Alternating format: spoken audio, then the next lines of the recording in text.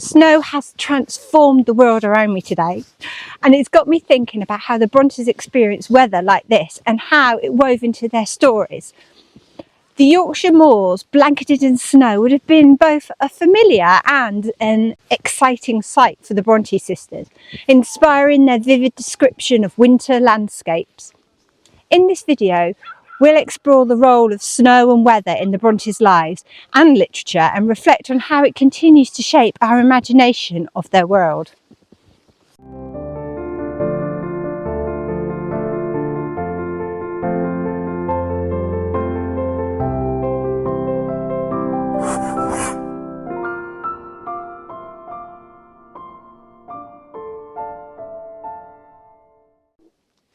So this is a bit of a spontaneous video. I never intended to record this today, but Mother Nature came along and dumped a great big lump of snow on us. So I thought, why not? Let's have a look. So last night, when the prediction came in that we were having heavy snow, I did a bit of research and had a look at about how snow impacted not just the Brontes and of course Tabby and the other servants, but how it affected Haworth. I mean, snow does seem to bring England a bit of a standstill. But how did it affect them then? So, me and my daughter and my husband have come out. They are sledging over the back and I am just having a very deep walk. And it's lovely and I'm so excited. I'm like a big kid and I'm really containing this excitement for this video.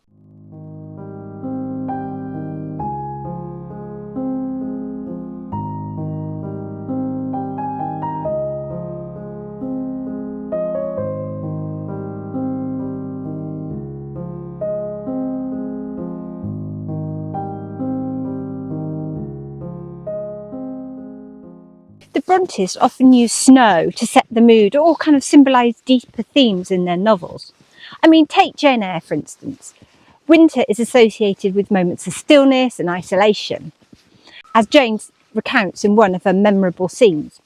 The cold winter wind has brought with it clouds so sombre and a rain so penetrating that further outdoor exercise was now out of the question. This reflects Jane's feelings of confinement and solitude, while also setting the tone for the challenges she must have faced. In Wuthering Heights, snow and storms are a powerful reflection on the characters' wild and untamed emotions. The snow-covered moors are a striking symbol of isolation, both physical and of course emotionally.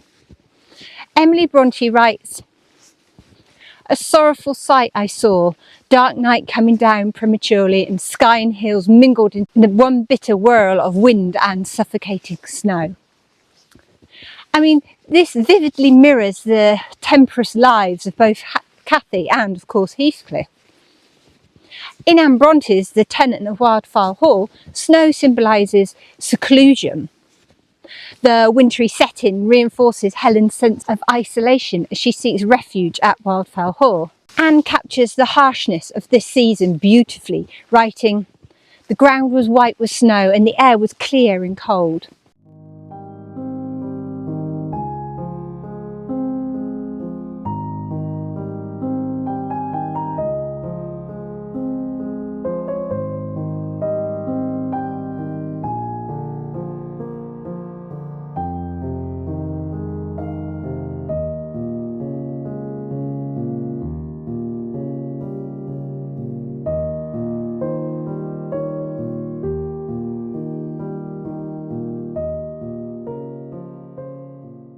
Weather played an enormous role in the Brontes' lives in Haworth.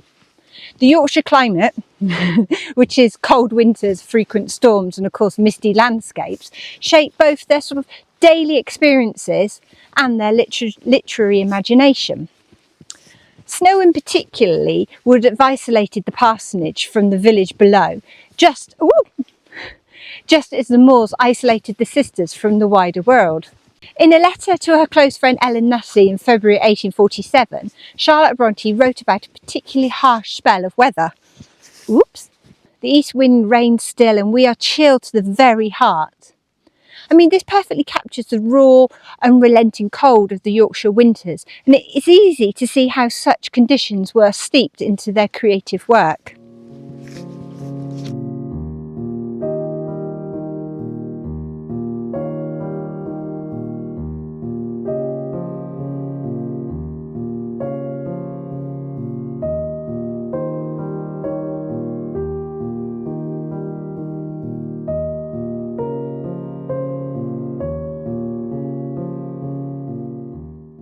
In literature, snow often symbolises purity and stillness, but it can also represent isolation and emotional struggle. For the Brontës, snow reflected both these ideas. It highlighted the loneliness of their characters, while often moments of beauty and introspection. Snow can also sort of symbolise transformation. In Jane Eyre, the passing of winter gives way to spring, just as Jane's fortunes improve. This sort of circular view of nature was a powerful way for the Brontës to explore themes of suffering and renewal.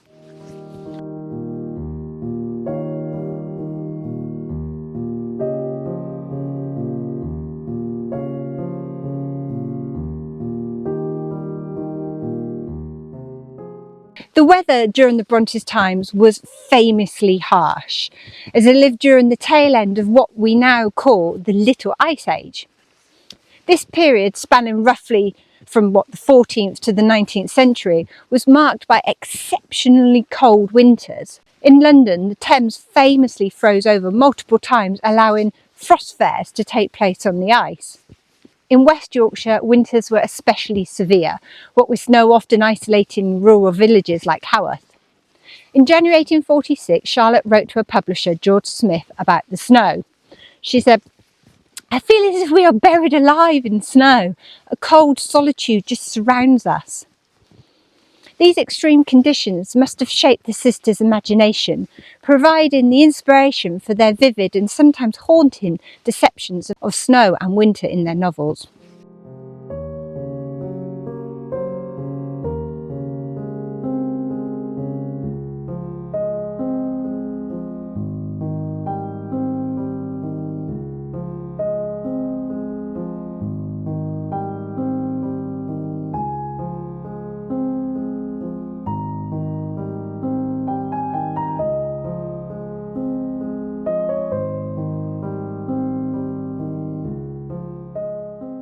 Snow was not just a backdrop to the Brontës' lives. It influenced their daily routine, their imagination and their community in profound ways.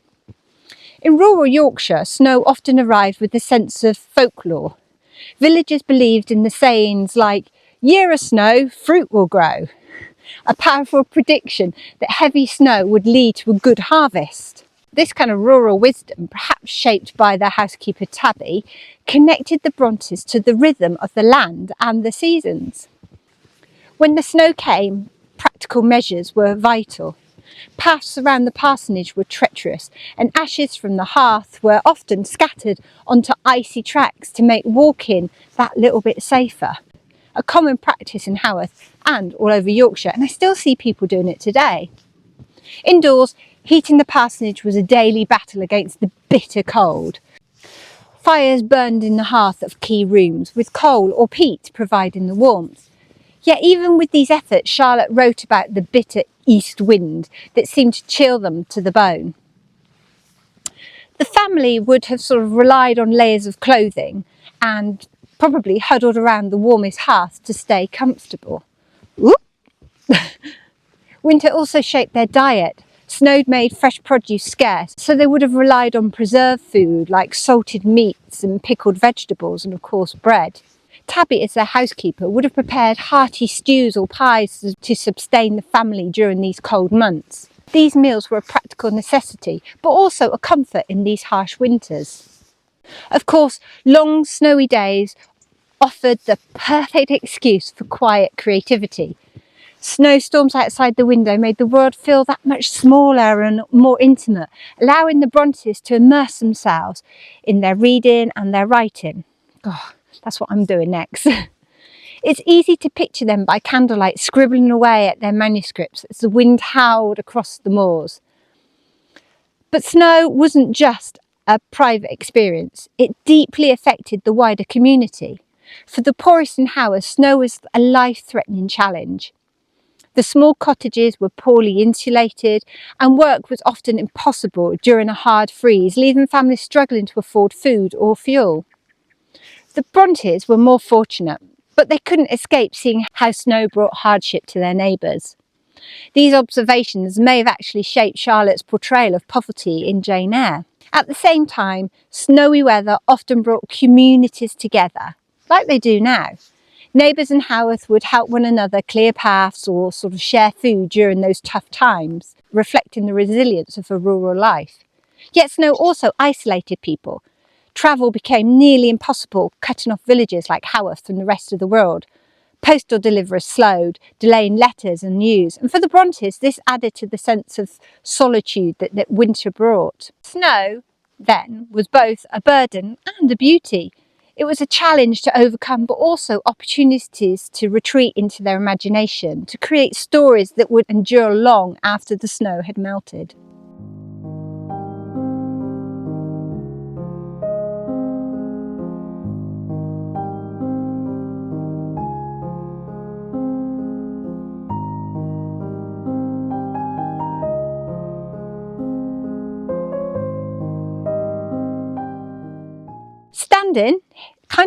Sinking here today in the snow, it helped me think about the Brontes looking out at a similar scene, drawing inspiration for their novels.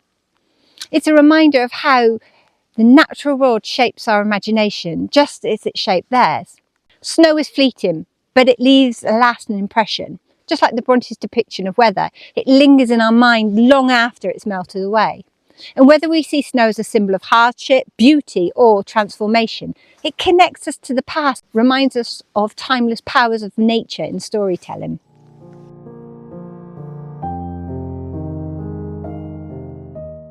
Anne captures the harshness. She does, but I can't say it. What's happened? I'm just going to start that again because I don't think I did a very good job.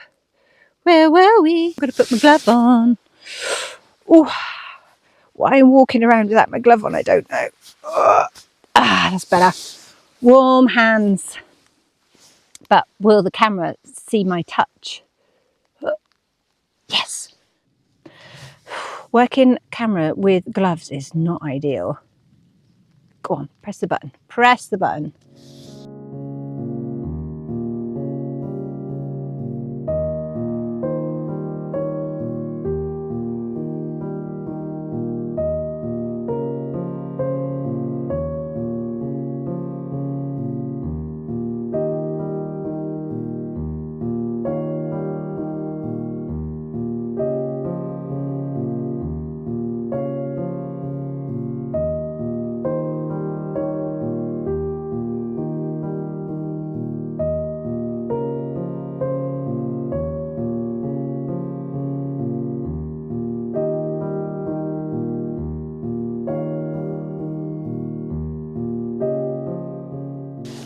So thank you for joining me today on this Bronte adventure. I would say through snow, but I'm more in snow. If you enjoyed this video, let me know your thoughts in the comments and kind of feel free to share your own reflections of the role of weather in the course of Bronte's works or in your own life. Did you have snow recently? Let me know. Whoop. Until next time, I hope this snow inspires you much as it did the Brontes. And of course, if you like this video, please do the whole likey, subscribey thing, because it really does help me out and it lets YouTube know that we want to watch more Bronte videos. I am going to go and find my daughter and carry on sledging, and I will see you next Friday for more Bronte adventures. Take care, keep warm, and I'll see you all soon. Bye.